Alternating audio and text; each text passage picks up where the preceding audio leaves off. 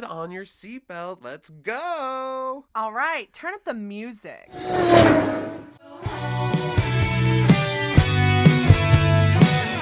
There's a killer on the loose. Look out, he's right behind you. He won't give me the ice. I'm scared, but I'm fighting back. We are the Scream Queens, running through the night. We are the Scream Queens, gonna put up a fight, make everything alright. Floating through. Welcome to Scream Queens Horror Road Trip Podcast. That screaming Krampus over there is your Oh. final girl, I was having some Krampus. Miss Justine, and I am your sole survivor, Mr. Josh. Mrs. Josh. So I'm like Mrs. Claus Josh. Anyways, it is Christmas But Krampus, time. so Krampus Claus. Yeah, Krampus and Mrs. Claus over here Ooh. coming at you from Interstate I-44 heading to Tulsa from Oklahoma City to attend the Tulsa HorrorCon for episode 107. Yes. So it's also our Christmas episode. We love to have a Christmas episode in December. And we thought, and we do also a lot of times like to stay near home for Christmas. We just got so much going on, so what a perfect opportunity. There's a horror convention right before Christmas in our home state. Might pick up something that we just need desperately for Santa to bring us for Christmas. Yeah. And if you've listened before, you know we do a Tulsa episode maybe once a year, once every other year. It's a fun town. Yes, it's definitely like our most favorite town to visit in Oklahoma. Yeah, which isn't saying a lot, but Well, we also love going to like Broken Bow. we do our Broken Bow camp Mhm. episode every year. We But like to visit Guthrie yeah, sometimes. I mean, there's a lot of cute little towns scattered around, but Tulsa, it's the second largest city in Oklahoma, Tulsi Town. and it has like a vibrant art scene, music scene. There's a lot of like good places to eat, drink, and have fun. Yeah, it has the Greenwood District. Yeah, And historic. It's very historic, that area of town, and they just have a lot of fun, vibrant culture and The Woody Guthrie Center, the Bob Dylan Center Yeah. in Tulsa. There's just a lot of cool stuff to see and do. They have a really good ballet, which you might have heard if you listened to our Suspiria episode last year. mhm. So yeah, we're heading back. We're heading back to T-Town. Okay, and also we figured this is the time for us to cover Be to Watch Out, because there's no way we're ever going to make it to Australia Yeah. anytime soon. Yes, and this movie is set in the United States, but they did film it in Australia. Most of the actors are Australian, giving American accents. Yep. And rather well. I didn't even know they had filmed it in Australia until we looked it up. And then some things started to make sense, like the high doorknobs and all the Yes. scenes. Yes. Our doorknobs aren't parallel to our faces in the United States. No, that's not a common practice for us. They're much lower. And I've seen that like in movies like Talk to Me. Yes, Like all it's their also, like, doorknobs up are there, always yeah. a lot higher up. Maybe it's like a safety precaution to keep little kids from just like wandering outside or being able to open doors. I don't know. How very thoughtful. Yeah. So it's not anything like that I would say is like strange. I mean, it just sounds like they do different things down under. No. Yeah. Get ready to hear our shitty Australian accents throughout Speak this. for yourself. It's the beast accent. Yeah. Okay, yeah, definitely. This is the time. It's Christmas time. Let's get into our Fa La La fever and dip into Be to Watch Out. The movie was released in Australia in 2016 and over here in the States in 2017. I remember picking it up.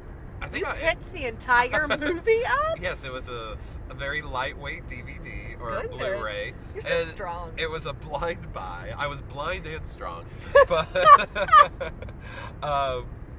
And I think we watched it together the Yeah. first time years ago, and Yeah, I we just really did enjoyed never it. know it was a blind buy. I mean, wow, like I want to use that for everything Yeah. that I purchased that I just didn't even know I was going to be grabbing and Yeah. what it was all about. Like, what is this? It's in like a my little head? blind buy. But we really enjoyed it. It's one of those maybe isn't as satisfying with repeat viewings because you know the big twist, but it's still a Yeah. fun watch. It's not very long. Yeah. It's a good, fun Christmas horror. Excuse Horror. me. Watch your mouth. We I have mean- not even gotten into the actual movie I love yet. Christmas horrors and I love Christmas horror. All right. Well, thank you for explaining how I you don't shame sex workers like you do. When have I ever, except Just for kidding. anytime we're not recording? Yeah. That's all I do. It's just shame, shame, shame. All right, let's get into this movie. I'm ready. I'm ready. Are you ready? Let's be ready together. Oh, stop it. Okay, so we're opening. It's like this picturesque suburban neighborhood. It's kind of anywhere USA in a way. We don't have anything defined to tell us Yeah. like specifically what town this is, but you can gather it's a suburb and There's- it's higher, like socioeconomic. There's Nice house. nice homes. And it's yes. Christmas time. It's snowing. There's Christmas carolers. There's dogs yawning. They must be really bored. And Yeah. it's the holidays. I do love that credit sequence. It just cuts to like this dog like yawning. Like, oh, that's fun. That made me yawn just now, you talking about yawning. And I'm not bored at all. They are contagious. They are. Okay, yeah. So we kind of just get this like false sense of security from what's happening. But we know it's a horror movie. We know what we've put in. We know what's about. Well, we With know. the title like Better Watch Out. Yeah. That there must be something to do. Which, with yeah, something. something's always got to do with something. And that title obviously has something to do with the song. You better watch out. You better not cry. You better not pout. I'm telling you why. Because Santa will leave you Claus is cold. coming That's why. to murder you. Yeah, so we meet Ashley. Excuse me, that truck that drove past So us just now rude. was so gosh darn loud. He's got this huge ass like muffler thing. It's I don't probably even the know what only you call that. huge thing that he has. Yeah, he All wants us to right. think he's got a big dick, but Yeah, but it's really just a huge ego with a little man. Okay. So we meet Ashley. She's driving kind of like haphazardly. Definitely needs to be hands-free, but she's on the phone with her mom and talking about, all right, I'll see you like tomorrow. I'm doing my last little babysitting gig, Mommy Kens. before I moved to Pittsburgh. It's really exciting, or you can just see it in her. She like is excited that it's like finally here. She's moving away, and she's just gonna get her little side hustle on. She's got to watch this child, and then we meet said child, in his bedroom with his little best friend, and their names are Luke and Garrett. And Luke is the one that's going to be baby sat. He's going to get sat on. He is. And- She just plops her ass right down on him. He's already plotting. He's like, oh, we're going to watch scary movies. I'm going to get her all horny by watching a scary movie with her. Yeah, the language that Yeah. they are using is And the like friend's like, teen oh, she boy. gotta get all wet. Just like all the gross things little teen boys say about women. Just like when they're around each other. Well, but they're also They're showing off. Yeah. Be like, It's like obviously neither of them have ever done that, but they're Right. gonna act like it. But they're also talking about a paint can scene that they're trying to like disprove if from it Home Alone. Yes, from Home Alone, and like would throwing a paint can over a banister like knock somebody out, and Yeah. so would we're it knock them out or would it kill them? That's Yeah. kind of what they're debating. One thinks it would kill you. The other's like, no, it wouldn't. it definitely wouldn't. They would just knock you back.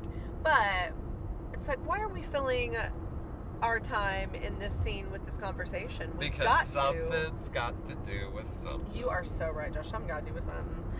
So next up, we get to have this scene where our American characters, Virginia Madsen and Patrick Warburton, are meeting up with Olivia DeJonge or whatever. I don't know how to pronounce. Jonge, Dehonge. It Dijon might mustard. be I don't like know. just too fancy for me, but Olivia, she also was Priscilla in Elvis, the Baz Luhrmann, which makes sense because she's Australian. And She's really pretty. She's got a really nice screen presence. She's a good Mhm. actress. I like her. But yeah, can't pronounce her last name. I don't know how to say it, and I'm sorry, and I didn't look it up beforehand because I'm ill prepared for shit like this. Sorry, Olivia. Okay, we have Olivia, though. Her name is Ashley, and she's meeting the parents, the learners. She's like, okay, thanks, Mr. and Mrs. Love ya. But they're walking her around. Mom's got to, like, show her a few things about what's been happening lately at the learner's house with Luke. And he has been sleepwalking lately. And we catch Garrett in the bathroom. Mom is like showing off the bathroom to Olivia. I don't know why. I forget now why they opened the bathroom up. Yeah, I but forget. And they catch Garrett like going through the medicine cabinet. Yeah, He's trying pill to steal some popping. pills. Yeah. Jeez. We also find out that like these, because it's a little like, why in the hell does he need a babysitter? You know. Yeah. But then we kind of find They out. mentioned he's like 12 and Yeah. that she's been babysitting him since he was like 8. Patrick Warburton, the dad, has like obviously a big crush on her Yes, too. as he's like, you're stunning, or it's Yeah. like breathtaking. I'm like, not necessary. Like, She's dirty 17. man. You know, when he used to be on Seinfeld as like the dumb jock back in the day, Elaine's boyfriend, I used to have the biggest crush on him when I was like a preteen. Just throw that out there. I thought Yeah. everyone would like to know. Do you want to start manifesting I guess that right now? that's why I love like a big dumb jock, maybe. Oh, okay. It all comes back down to that. To Seinfeld. Well, okay, so we just get this like walk about the house and how, you know, please keep an eye on him because he's sleepwalking. We put this little pencil over the doorknob whenever you put him to bed, and that shows us if he's been sleepwalking or not. Yeah. And so she's just kind of set up to order a pizza and have a decent evening with Luke. But we also know that Luke has some shit up his sleeve, that he's trying to seduce his babysitter. So creepy. And so he immediately starts like flirting with her and is all like, you look so nice. I mean, you always look nice. And It's yeah, they're just talking, and strange. she even tells him at one point, like, well, if you were my age, or if I was your age, I would date you. And he pops right on up for that. And Yeah. probably many places. He but- he continues to make passes at her. At one point, he's even like busted out a bottle of champagne to try to like yeah. impress her. And she even says, like, am I supposed to be impressed? Like, you're a little kid. This isn't funny. You don't need to be drinking that. You look like a fool, basically, trying to act way above your age. And the dynamics and stuff, everything kind of shifts after this moment where she's emptying out the bottle of champagne, because she's like, let's just sit down, watch the scary movie that you had picked out. We need to order that pizza. And the doorbell rings. And she's just like, wait, hold on. I haven't even ordered the pizza yet. Haven't even ordered Did you the order pizza it? yet. He's like, no, must be my dad. And yep, there's a pizza man, and he's telling her like, yeah, like, this is your pizza. I was told to like come here. So we start just getting the feeling like something sus is up. Something's a little off. And Luke is also, though, acting like he doesn't have any idea what's going on. He's acting scared as the tension kind of builds while they're watching the movie and eating the pizza. They're even There's- like, if your dad ordered this, why is there mushrooms on it? Yeah, and there's like noises that are happening. We look out the window. She's standing there. We look out the window, and the Santa that's outside as like a yard display is right up at the window to like freak her out. Freaked me out. It freaked me I out. got fricked. And so she and Luke, they start to get really concerned. There's like at one point where she wants Luke to throw her cell phone over to her, like, and he tosses it right into the fish tank. It's like this little weak wristed little toss. And so she's, of course, like, wait, what? There's like activity going on outside. There's like noise. There's doorbell ringing and knocking. So then, and she tells him, go get your phone. He's like, oh, my parents took it. yeah. So we know basically like all the phones are out of play. She tries to use the landline and it's acting like it's not working either. And I will say, you know, because that's a problem with modern horror movies. Everything can come down to, well, use your cell phone and call the police. Whereas in older movies, before cell phones were so available, that wasn't like a plot device. Now everybody's got to write a way around, like, why don't we have a cell phone? Right. You know? Yes. So, and they did a good job in this movie with that, because, yeah, it's like everything can be solved with one phone call in horror movies these days.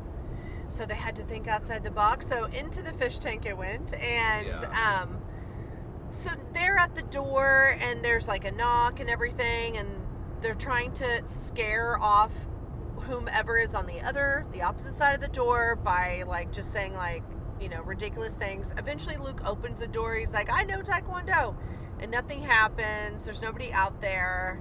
And then cut again, and there's somebody standing right there. They jump on top of Luke, but guess who it is? It's Garrett. So it's like a false alarm, but not, because the moment that Garrett arrives, he's like, what? Like, I haven't been making those sounds or whatever. Wasn't me. And there's like activity that's happened in the back area. She notices that the Activity in the back area? Yeah, well, oh my god. don't describe your morning to me. But I had some activity in the back area. but she looks over and the back door is open, and she's like, holy shit, somebody's in here. It scares Garrett, so like he runs out that door, and then he's shot. Yeah, he's running, and you hear like the gun go off. Yeah, we see an impact happen. It almost sounds like a sniper. Like, it's very soft sounding, Yeah. but he collapses immediately. And he kind of falls off to the side.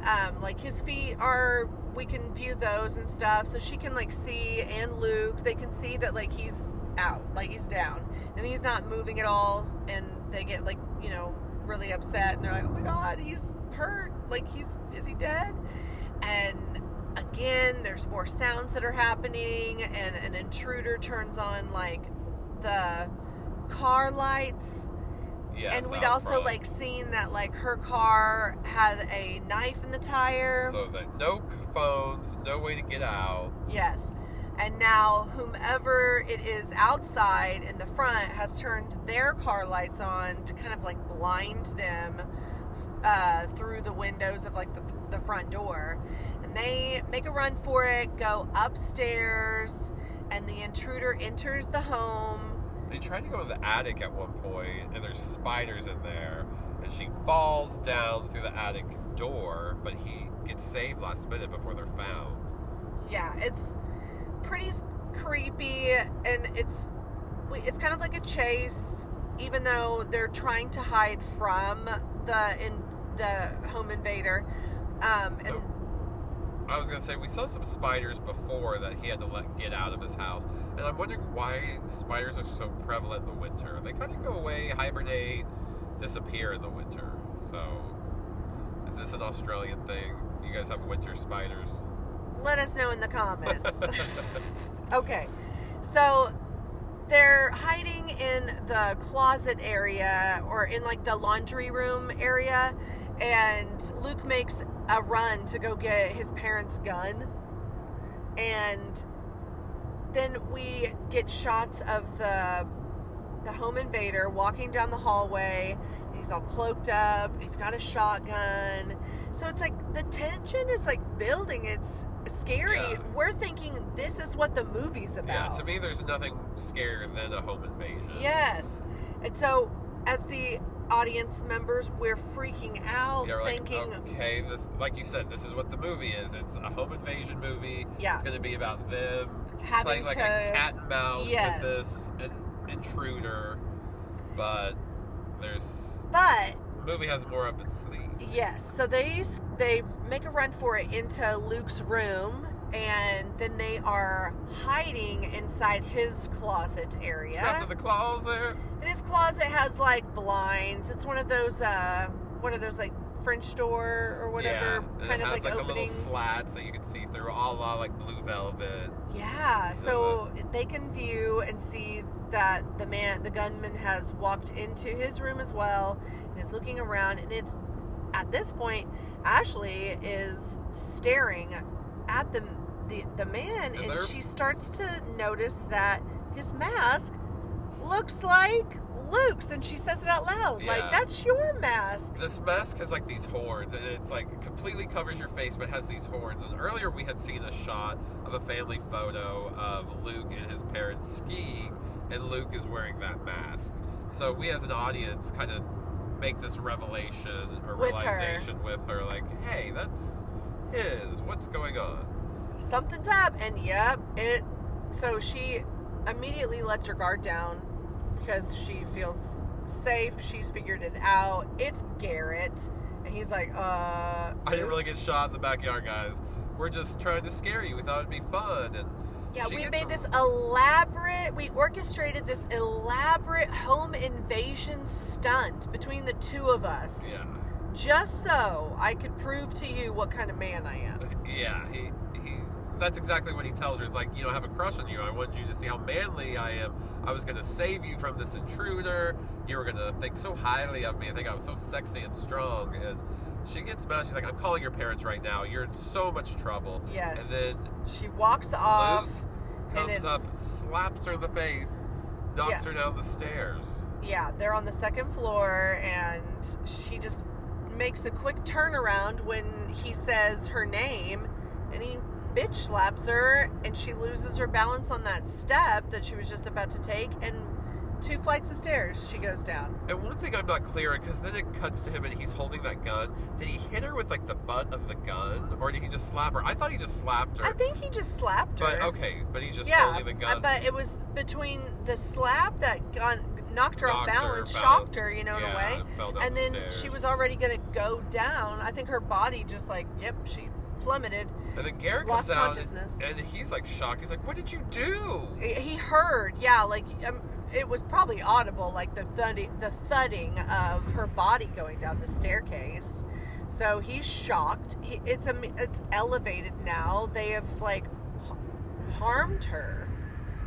At first, it was just like a prank stunt, Ashton Kutcher style, like. Yeah, you've been punked. But now she's actually hurt, like harmed. She was knocked unconscious. She could have a concussion at least, and that's what she is like trying to advocate for when she comes to. She comes to, and she's all tied up, or I guess not tied up. She's duct duct taped taped, yes. up to a chair. Yeah, and we kind of in this moment we realize that Luke is a psychopath. Yeah, he always had this like, the little kid's a good actor. Like he really portrayed what you think at first is innocence, but like with an awareness behind his eyes, and then all of a sudden you're like, oh, that's not just him being a little bit more mature. He's evil. No, he's like methodical. And he's been yeah. hiding behind this facade for so long. Yes, And it's he's got coming it out planned. now. And we are basically just like in store to find out just how big his plan really is. It's a big plan, guys. It's huge. Muy grande. Garrett and Luke decide that they want to play kind of like a sadistic truth or dare with Ashley, and This is where things get really dark. yeah, well, this is that like, okay, how are they thinking they're going to get away from him or like away with this moment? For me, like, it's obvious this is only the beginning, because or that he doesn't really care about the consequences, because like he has her tied up, duct taped around this chair. He's assaulted her. We have this truth or dare scene where he is going to like sexually assault her. Yeah, they start getting really pervy, and she takes truth, and he asks her, like, how many guys have you fucked? And she's like, I'm still a virgin. He's like, yeah, right, you're doing everybody. Everybody wants you, and whatever. And then Luke chooses dare. He's like, of course, dare. And Garrett's like, touch your right tit. So gross. Yeah. It's really actually a pretty disturbing scene. And so, yeah, they are, Luke feels her up. She didn't ask for it. It's not consensual. It's He asked her afterwards, "How did that feel?" She's like I got felt up by a little kid. yes, and I loved that answer because like what Yeah. what and also what did you expect her to say? That she enjoyed it? Like, do you really think she's enjoying anything about this moment right now? She's been stripped of any control. She was the babysitter, Yeah. and now she is being in multiple ways assaulted by a child. So gross. And the doorbell rings, and we find out that Luke has been up to a lot because guess what? Ashley's phone was not ever really harmed. Yeah, he apparently had something wrapped around it, some Like a clean- cellophane. Yeah, cellophane wrap. So it was protected when it went to the fish tank. So he had thrown it in the fish tank on purpose, not by accident. And he had been texting her ex-boyfriend, Ricky. No, that's her current boyfriend. Her current boyfriend, yeah. but they've been fighting. Yes, like throughout the first maybe 30 minutes of her babysitting or whatever, he had tried to call her on the phone, and then she would answer and be kind of like, "No, don't call me, but call me," like Yeah, I'm so she's mad at you. so young, Call me. and they're just kind of having those like first little love bickerings and kind of being catty to each other, but he obviously wants to like come over and see her, wants to take advantage of the fact that she's babysitting. He's like, put that kid to bed, but yeah, so Luke though he coaxed Ricky to come over, but sending a message to Ricky with her phone saying, "Come over, like I want to see you." So Ricky's there, ringing the doorbell, and Ashley's trying to yell for help, but her mouth gets covered up with duct tape. And Luke begins to have like an exchange through the door with Ricky, like, "No, she doesn't want to see you." She's just not that into you, bro. And he's like, "Open the door, like She I want to literally come in." told me to come Yeah, over. like, open the friggin' door. And Luke does, because his real main goal is to get him inside. He Uh-huh. does want him in there. He is just playing with him. This is where his, like, him playing games begins with Ricky. And so he walks Ricky around the first floor of the house, but they avoid certain areas because Ashley's been tucked away over there. And he is like, "No, she's upstairs. You're going to have to go up there." And Ricky goes up there, but Luke's following behind him, a few paces behind. And then he dips off and goes into a bedroom. And Grabs a baseball bat. yes, comes back into the frame and... Ooh, Our Lady. I'm gonna keep left, y'all. Ricky has no idea what's about to happen, but that baseball bat is about to take a whack at his skull. They have a good little tussle, and Ricky for a minute gets the advantage and gets the upper hand and starts fighting Luke off, but Luke finds that pencil on the floor that is supposed to, go on his doorknob to show if he has been sleepwalking, because we saw Virginia Madsen hide it under the carpet, but Ricky must know all about it because he grabs it and stabs, Luke must know all about it because he grabs it and stabs Luke in the cheek. Ricky. Ricky. Luke stabs Ricky. What did I call him? Well, you got it all. Like, you've just been over there just doing a tangled up dance. So I'm gonna like smooth it out right now. Okay. Smooth out my wrinkles. Luke Stabs Ricky, and then that catches him really off guard, and then he's able to again whack him with the baseball bat and knock him unconscious. So we get another like knocked unconscious, wake up, come to, now I'm tied up moment. So Ricky meets Ashley and sees that she's in the same predicament.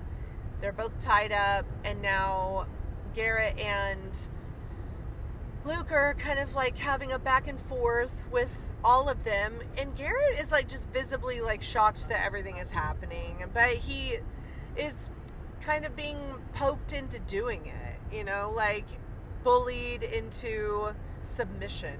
Yeah.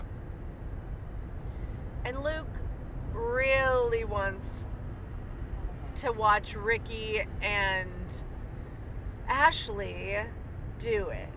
And this is just another Yeah. moment where he wants to force, because he's the guy, or he's the kid that has the gun. So he wants to, He's like, I want to see you guys have sex. yeah. And they're like, that's not like happening. Ricky, of course, is like, that's not happening. And it comes out that they've never done it, which She really These are- is a virgin, like Yes. you said. it's like just so incredibly uncomfortable for Yeah. this. You just like empathize immensely with her. This is disgusting behavior. And poor Ricky has now been in harm's way, and he'll continue to do that. We have the scene. This scene's kind of iconic scene for Better Watch Out. A lot of people. Oh, yes. They're going to test that theory they were talking about earlier with the paint can going over the banister. Is it going to kill Ricky? Is it just going to injure Ricky? And we get like, so Ricky is getting all set. They're setting him all up, and so he's very like unsure of what's really happening, and they're being vague about what they're talking about, Garrett and Luke. Garrett's like, no, like don't, and Luke is saying like, do we think it's really going to do what it's supposed to do? And he tosses the paint can, like it's a gallon paint can filled with yellow paint, and it makes a pass, and immediately Ricky is like, oh my god, Yeah. like he can feel the He's like, whoosh. stop it, stop. And the only thing I will say about this, Ricky easily could have like thrown the chair back or thrown it himself sideways Yeah, to it's interesting, get out of yeah. the way, but he doesn't. That's doesn't my use his only complaint. I feel body. like anybody in that situation would be like thrashing about, trying to get Yes. the chair knocked over so the paint can couldn't hit you in the face. But anyways, not in this movie. And so Ashley, in the meantime, while all of this is happening with Ricky, she is working on herself. She has found a little glass shard, and she is trying to cut herself loose from the duct tape in the chair. She's doing a pretty good job. She's got like one hand free, a leg free. Yes, yeah. She gets like, eventually, yeah, she gets enough that she can like start walking around, and she runs into the like foyer area where the boys and Ricky are, and she's like, stop, screaming, stop. And she kind of uses like a phrasing of like, drop it, like, and obviously Luke's like, okay, cool, I'll Okay. take you up on that. Tosses that paint and It's Ricky right in the face. like smack right in the face, so we get just, he's dead on Yeah, impact. we Like, don't it's- actually see the gore really of his face, but we do see the yellow paint splattered everywhere, and then all of a sudden red starts mixing in with the yellow. Yeah, it's disgusting. Red and yellow make orange, by the way.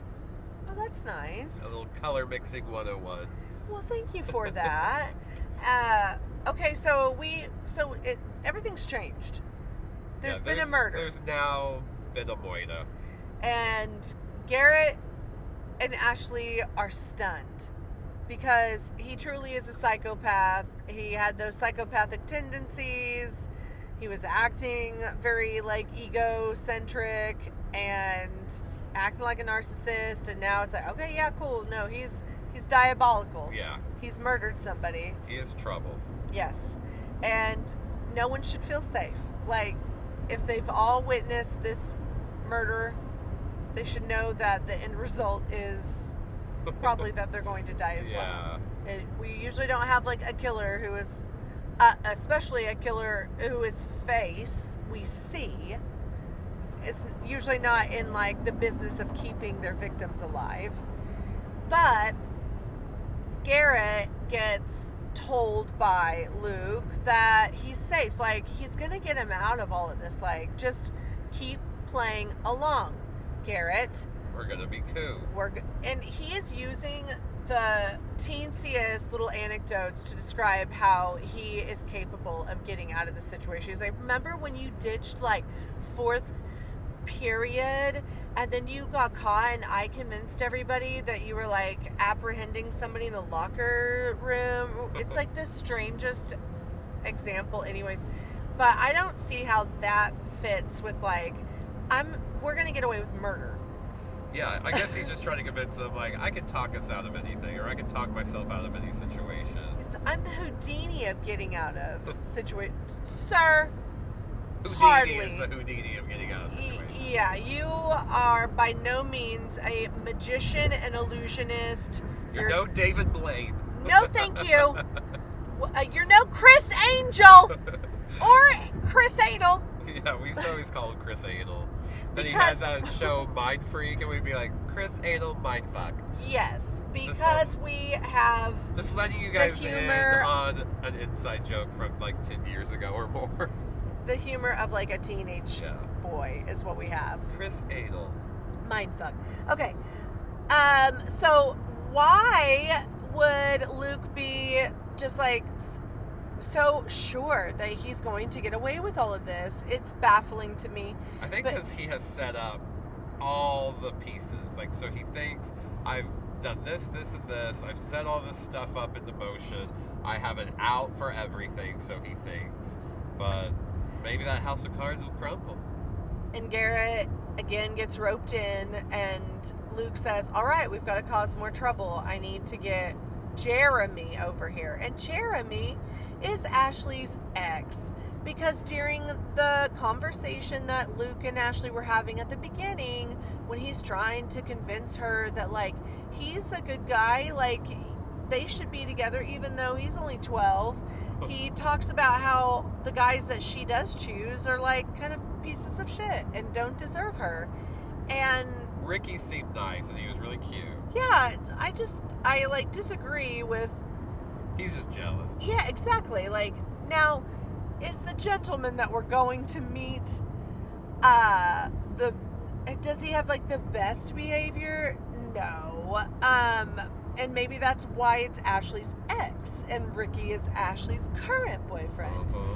But we do have Jeremy come over because Luke has again convinced him to come over. Has called, has said, Ashley wants you to come over, please. And yeah, so Jeremy shows up and we get this like scene of him briefly in his car, like right outside the house, where he's like, oh no, Ashley, like, I'm cool, it's fine, like, you know, like, everything's all right, mate. Everything's really And good. this is Dacre Montgomery, the guy from Stranger Things. Stranger Things. So, The mom fucker on Stranger Things. my goodness. I feel like you could have maybe described him in other ways. He's I also think that was the perfect way. the girl, what's her name? Something Mink, her brother, Sadie the Sink's brother, yeah. you know, the rage-filled guy. Doesn't have to be the Also really mother. hot. Yeah, he's like a delicious, juicy man. So he's like, all right, let me get up in there. Best girlfriend ever. Merry Christmas. So Bye. Luke's like, no, she don't want to see, doing that same song and dance with him. He's like, and let me in. He's like, no, she wants you to write an apology on this paper. He's like, let me just go in and tell her I'm sorry. He's like, no, she wants you to write it down. yeah, and I'm sorry, but like, Jeremy. And he's sitting on the swing in the backyard. with Yeah, his the boy. snow-covered swing area and this picturesque, like, Christmas, like, winter moment. And he is like, okay, like, I guess I'll write, I'm sorry for everything. I love you, Ashley. Forgive me. And signs it like, love, Jeremy. And then Luke comes up from behind and like wraps this rope around his neck and he pulls it like pulley wise over this branch on this tree. And I guess like in just like a quick little flash, he had gone and gotten a little ATV and pulled it out and is like now pulling his body like He got pulled. with the cart, He got roped and pulled, y'all. It's just a little like, really, all that happened in like That's what I mean. Two He thought shakes he was of a gonna lamb's get tail? He thought he was going to get away with it because he had all this mapped out. Who knows how long he's been working on this plan? Oh yeah, your truth. That's my truth. That's your truth. So he stages this to look like a suicide and goes back inside to find that while he has been out there, really keeping the team together, doing what needs to get done so that these two can get away with Moira. But our pal Garrett has let her go. Well, he Or was is trying to let he's her in go. the process of it. But while he was like cutting her loose, he couldn't help it. He noticed she was still strapped down. So he apologizes to her and like gives her a kiss on the cheek. And then he is shot Yeah. by Luke, who witnesses his lady being kissed on the cheek by Garrett. He's like screaming at him right after shooting him, like, I told you not to touch her. It's so sad, this moment that happens Yeah, right because here. he's dying and he knows it, and he says like, I want my mom, and then bam, he gets shot again and killed. Yeah, Luke gets rage-filled at the pleas from Garrett as Garrett is like dying and just puts a bullet in his head. It's so And the little disturbing. Garrett actor is also really good. The kid actors, the two of them are, everybody's really good in Yeah. this movie. Yeah, They sell their part. convincing. Yeah. Yeah. But so he dies. Yeah. And R.I.P. Garrett. of course, I think that's when visually you see it on Ashley's face that she's come to terms with the likelihood of Yeah. her being another victim. Yeah, we now have 3 people murdered. The only way he's going to get out of this is to kill everybody, and she knows that. Yeah, because she's definitely not going to cover for him. No. Like, she's... She'd already offered that up at one point. She's like, just let me go. Yeah, but... This was when Ricky was still alive. Yeah, She's like, let nobody us died. go. No one, we won't talk about this to anybody. So now it's just the two of them, and he nestles up to her. She's all bound up with duct tape and these Christmas lights. Yeah, it's a really cool image. Her being tied up with all the glowing Christmas lights. And he doesn't have duct tape on her mouth anymore, so she's free to speak. And he curls up, next to her and says, like, my mom, she used to tuck me in every night. She used to, put me to sleep. And, His mom used to tuck him under every night. tuck it under. Tuck it. Yes. Well, for that one day when he would be a lady. And he's curled up. He's talking about how he just loves his mommy, like every psychopathic man does, like loves their mother, and kind of wonders like why she just eventually stopped tucking me into bed. And Ashley kind of uses this moment to be like her last bit of revenge towards him, and she says, I know why your mother stopped. And then she closes her mouth and closes her eyes and just gets mute, like he's like, what is it? And she won't answer him. And we knew everybody knew what was about to happen. He busts out this little knife that was in his pocket, Stabs her in the throat. and we hear her, she's reacting, we see like, We're like, shit, he got away with it. He just killed everybody in this movie except for his parents. and he starts dancing around. He turns on some Christmas music and just vibes as he's cleaning up this little area, staging this area to make it look like Ricky. Yeah, he made it look like Ricky was killed by Jeremy, Yes. and then that Jeremy killed everybody else. Yes, and that, He was going to be left upstairs asleep. yeah, it ends with like after he's got everything cleaned up, he gets himself tucked into bed. He can see on his, because we also find out he's always had his cell phone. He busts that out so he can see where his parents are. There's like a little tracking device on there. So they're like 12 minutes away. They're 5 minutes away. They're 2 minutes away. Then he remembers the pencil. Yes. And he's like, oh shit, I gotta somehow get that pencil, and he can't get it. It keeps falling, because he's trying to set it and then close the door, but it's not going to happen. It's not gonna happen. So he shuts it. He goes out to the hall, shuts the door, puts it. He's gonna climb through another window and climb into his bedroom. Yes, so he can walk on like basically the top balcony, like roof area, to cut across one window to get into his bedroom. But he's an idiot, and he knocks over like the reindeer that are up on the roof, and so he's struggling to get those set up. His parents are pulling into the driveway at this point. And yeah, we have Virginia Madsen and Patrick Warburton kind of having like a little back and forth banter. She's talking about she's too bloated after all the food to have sex. There's that no night. way that's happening tonight, sir. And we can see as they're having that conversation that up high, he's like still trying to make sure that the reindeer look just like they should. And then he jumps inside, gets himself all tucked in, turns his sound machine on, and then closes his eyes and waits.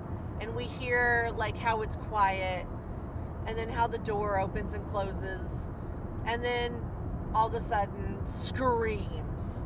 Yeah. Screaming. They have found the dead Yelling. bodies, obviously. And you're kind of sitting there waiting for that. You're like, oh, when are we going to hear her screaming or her reacting? Yeah. Or them both, not just her, but when are we going to hear the parents reacting to everything they've just walked in on? And we hear her start to yell Luke's name. We can hear her running up the steps, down the hall, opens the door, and there she sees, she's so relieved to see her son laying there. He's okay. And we get this next scene. Yeah, we cut directly to her like cradling him in bed, and the cops are there talking to the dad, and she keeps just saying to Luke like, I got you. You're gonna be okay. I got you. She's so happy that he is safe, alive. Everyone else seems to be dead, and we get that image of her cradling him, but we hear down below the paramedics say like, we've got a live one. And you're like, oh yeah, we do. And then we get this shot of Luke and Mom looking down below as the gurney is being pulled out, and there she is. She's alive. Ashley's alive. And we hear one of the paramedics say something like, oh, smart girl. She stopped the bleeding with duct tape, or put duct tape on the wound. And we know Yes. it's the duct tape that he had been using to cover her mouth that he'd taken off at one point. So, good girl. She saved her own self. And as she's kind of being lifted into the ambulance, she flips off Luke. We're like, yes! And that ends, cut to, the credits start to roll, but then very quickly we get another like post-credits scene, and it's Luke standing there back in his bedroom, and he's like, Mom, we need to go to the hospital. I want to check on Ashley. So kind of to be continued, but we've never gotten another Better Watch Out. So, but I still think his plan didn't work out. Yeah. I think part 2 would have been him trying to escape jail. Or juvie, I guess, if he's Yeah. 12. yeah, But- because by the time she'd gotten to the hospital, even if she couldn't speak, she would have been sure to like let them know that he Uh-huh. was responsible for all of it. And so there we go. That is 2016-2017's Better Watch Out. Better watch out. Yeah, I'm super excited for this convention. We're going to see some cool people like Lisa Wilcox. Bill Moseley, R.E. Lehman, who's the Jason from The Water, which is Yeah. exciting because this HorrorCon actually was taking place today and yesterday, and yesterday was Friday the 13th, so they had like a lot of like Jason stuff happening for this HorrorCon.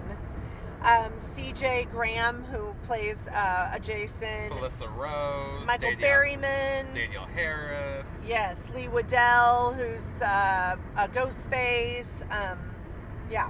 It's So going to be lots. fun, yeah. I'm hoping to see a lot of cool like horror Christmas merch, horror Christmas cosplay. We'll just go see what it's all about. And Yeah, let's see if we can find some gremlins. yeah, I love a good gremlin. Krampus, Yeah, I hope he's there too. Scary Santa Claus. Yeah, what's the Santa Claus from Billy, right? Oh yeah. From Art the Clown, Santa Claus, yeah, but I'm talking about Silent Night. Silent Night, Deadly Night. Yeah. Yes. I got you, boo. Yeah. Okay, all right. So we're gonna go have some fun. Probably get some grub somewhere. We're gonna fill you in on everything. We'll take lots of pictures, and we'll catch you really quickly. Yeah. Enjoy Bad Athlete. We'll see you in just a second. On the loose, look out, he's right behind you. He won't give me the axe. I'm scared, but I'm fighting back. We are the Scream Queens, running through the night. We are the scream queens, gonna put up a fight, make everything alright. And we're back. Hello. We're back in action. We just had a fun-filled little afternoon in Tulsa, Oklahoma.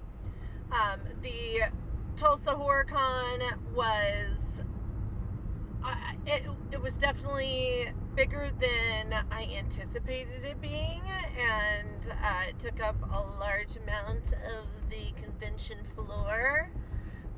Yeah, the convention space is massive. They have a lot of different like ballrooms and convention rooms, and this was only in one large room, but it filled the space. A lot of great vendors. That was my favorite part. It was just all the merch. I spent too much today.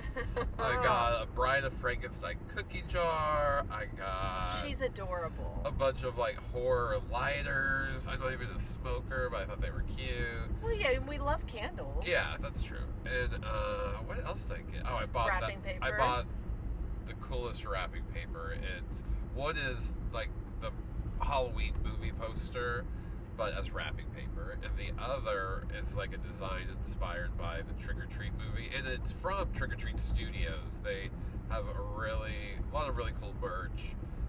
You can find them online. Also, I think trickortreatstudios.com. Way to go, you. Yeah. Yes, they definitely had plenty of vendors. The merch was, I thought, the highlight of all the opportunities that we had. There were panels that were kind of happening throughout the day. So most of the, individuals there for photo opportunities. It was just kind of hit or miss if you were going to stop by a table and see your person. Yeah, we named off earlier who all was there. They didn't have a lot of guests. I would say, maybe 10 max. But the ones that were there were really cool. And we didn't stop and get anything signed. It really was just about popping in, seeing what was up at this convention. Supporting a convention in Oklahoma, or in an Oklahoma city, and Tulsa's not too far away from us, so it's very reasonable for us to just hop in the car and get on our way. Yeah, it takes maybe an hour and a half if you take the interstate. You could take more rural highways. That might take you a couple hours, but yeah, it's a quick little jaunt. Like I said, it was all about the vendors at this one. They had some tarot card readers and psychics and other things going on. And there were photo opportunities and spaces that were set up for Krampus and Art the Clown as Santa Claus. Yeah. And he had Veronica in a trash bag. That was pretty Pretty cute. We took pictures with them. And so it was great for what it was. Not gonna say that it's something like Texas Frightmare, but that's Texas Frightmare weekend, and it's iconic. So, but we had a lot of fun. It's always great to be around like-minded people and see what kind of cool merch is available. And we rocked our Freddy Krueger cardigans today, and we got so many compliments. Yes, it's also nice to just be acknowledged for them as for what they are. Instead of people thinking we're just wearing Christmas sweaters. Yes, and yeah, true. Because of the design of it, we can have it be our Horror Days sweater that takes us from Halloween all the way through Christmas. But these are specifically a Nightmare on Elm Street merch. So. And what's funny enough, we got them at Frightmare several years ago, and they were being sold by Mondo. So at one point, Mondo was doing some really nice Freddy Krueger cardigans. So thank you. We have gotten many a wear out of them, and in many a season. For sure. Okay, and so we got really hungry and decided that we're in Tulsa. We're going to hit Mother Road, which is kind of like a food hall, collective kitchen in Tulsa, and it's on Route 66. Oh, we got another big dick next to us. Boo-boo! Get on that. Better get on that. Dang. Okay, sorry. They were just like revving their engines, really trying so hard to let everybody know they had the biggest, you know what. They were trying to get On our the interstate. attention. Okay, so we head up the Route 66 Kitchen Hall Mother Road, and there we ate at Dr. Custom. It's a James Beard nominated, what are they, like pop-up kitchen, what are they when they don't have Well- like their own brick and mortar? Well, What do we call them? It's a food hall. Mother Yeah. Road is a food hall. Yes, I mentioned And that. so it has a space at a food hall. Yeah. Okay. It's just got a little kitchen there, but they're called Dr. Custom, and they serve pastels, a Brazilian kind of like hot pocket, basically. Mwah! So good. Mine was heart of palm. Mine was like a sausage, a calabresa is what it called itself. So I enjoyed it. Was super nummy. Came with some French fries and some special sauce. I think we had the same sauce. Yes, So. and we had some French fries. Yep. All right. Well, next up, we went to American Solera, which is a brewery just down the street from Mother Road, and enjoyed ourselves a couple of brews and just took in the Christmas scenery. They had some pop-up shops at their brewery. So that was kind of fun. There was like a place that you could get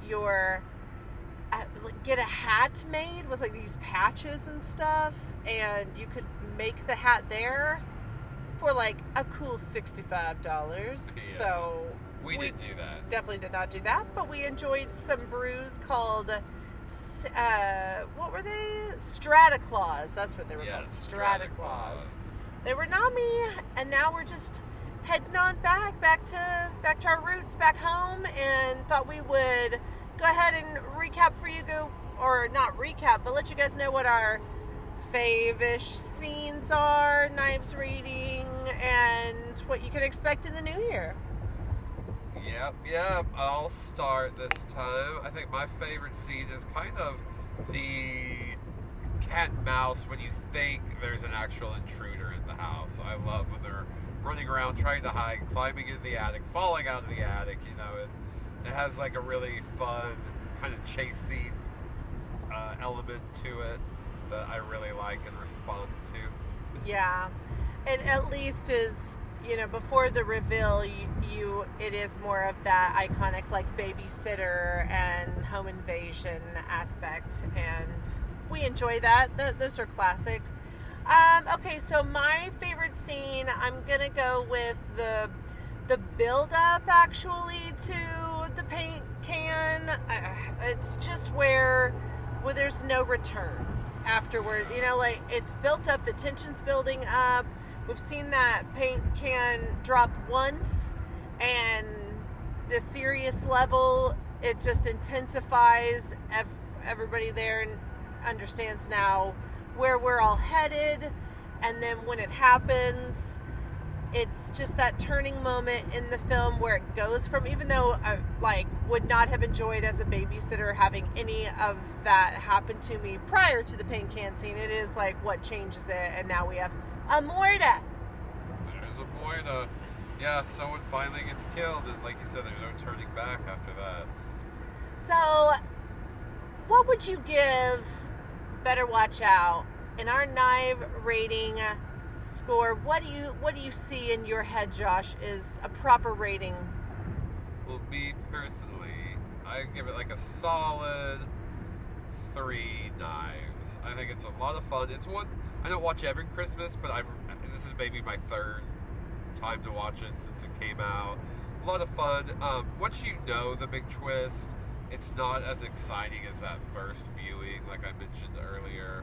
But it still knows it sticks well with the tone. Like it has a slight over the top, not quite camp quality to it. The only time it kind of gets a little camp is with Virginia Madsen's performance. And it's not a bad performance, but she definitely plays this like hyped mother character. Yeah, a little sleepaway camp. Yeah, so I But- like how the tone it sets, and it's a fun watch. It has a great twist, especially if you're going completely blind, not knowing anything about it.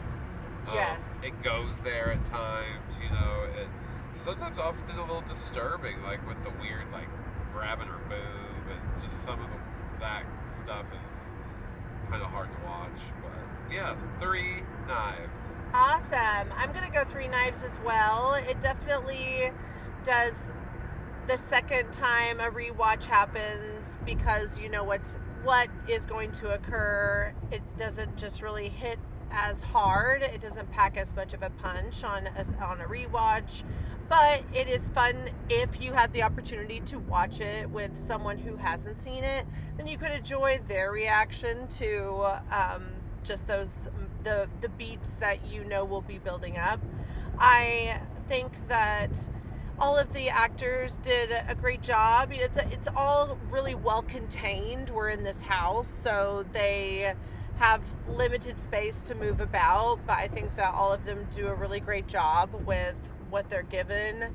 And I think the actor who plays Luke he's really showing off his acting chops. I can't wait to see him in more things, and Ashley, or the actress who plays Ashley as well, I think they do a really great job carrying the film overall. And then it's fun to get to see Virginia Madsen being slightly just a little over the top, but I think it's great for what it needs to be at the moment when, you know, he really is trying to get away with murder. So for just those moments when we maybe think, oh, he is going to get away with it, and her cradling him, it really sells. But I do love the idea that no, he doesn't get away with it, and he's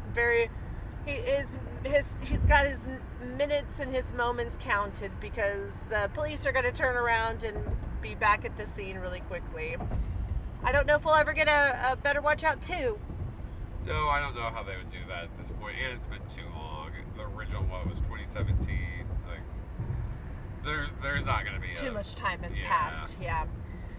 Well, we're wrapping up the horror days, the holidays. We've got Christmas and Hanukkah and Kwanzaa all coming up, and then the new year ahead.